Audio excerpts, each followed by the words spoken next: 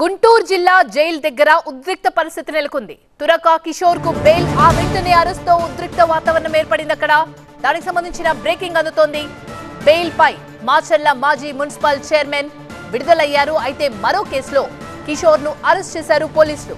పోలీసులను అడ్డుకున్నారు కిషోర్ కుటుంబ సభ్యులు. కిషోర్ ను అక్రమంగా అరెస్ట్ చేస్తున్నారని కుటుంబ సభ్యులు ఆరోపిస్తున్నారు. కిషోర్ పై ఇప్పటికే పలు కేసులు నమోదు చేశారు పోలీసులు. రెంటచింతల పిఎస్ కు కిషోర్ ను తరలించారు. అక్రమ కేసులతో ప్రభుత్వం వేధిస్తుందని తురక కిషోర్ కుటుంబ సభ్యులు ఆరోపిస్తున్నారు. 17 కేసులు పెట్టారని చెప్తున్నారు తురక కిషోర్ భార్య.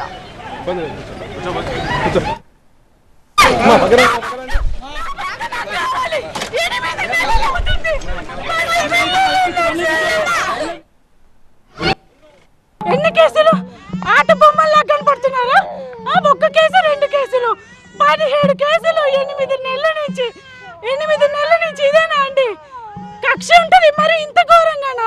మనుషుల్ని చంపేంతలాగా మానసికంగా చచ్చిపోతున్నామండి పసి పిల్లలతోటి. మీరే అర్థం చేసుకోండి, పసి పిల్లలతోటి ఎలా తిరగాల్సి వస్తుందండి మేము. గవర్నమెంట్ ఇదేనా అండి? గవర్నమెంట్ ఏం గవర్నమెంట్ అండి? ఏం చెప్పారు అసలు? కనీసం 5 నిమిషాలు కూడా ఎందుకు అరెస్ట్ చేస్తున్నారు? ఏ కేసులో అరెస్ట్ చేస్తున్నారు? ఏది ఇన్ఫర్మేషన్ లేదండి.